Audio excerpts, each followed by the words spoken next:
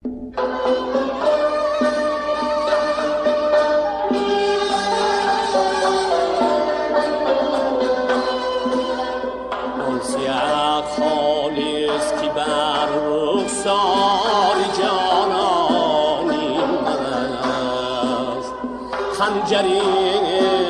میجگانی پیوسته بر جانی است، خنجری میجگانی پیوسته بر جانی است. ناصیحا بیهوده میگویی که دل بردار از او، من با فرمانی دیدم که این با فرمانی است، من با فرمانی دیدم که این با فرمانی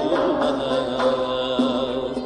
گفتم این نازک بدن از تو می آید بوی مشک، گفت که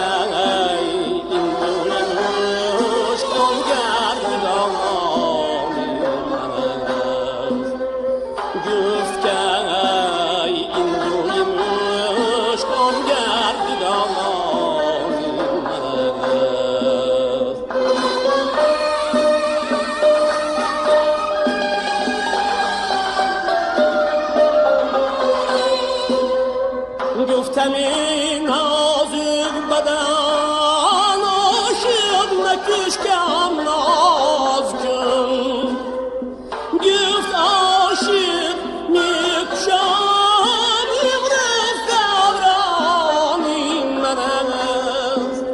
آی گفتم این نازک بدن عاشق نکش که هم ناز کن،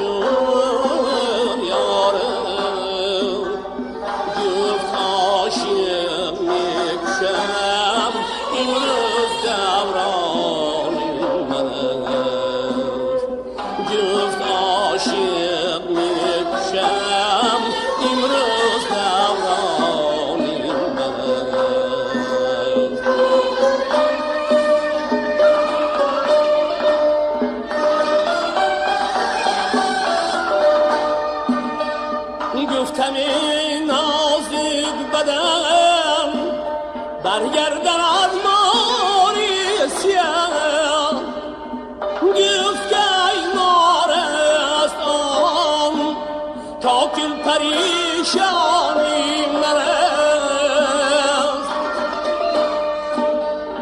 گفتم این نازک بدن برگردن از ماری سیاه، گفت که این مار است آن تا کل پریشانی من است.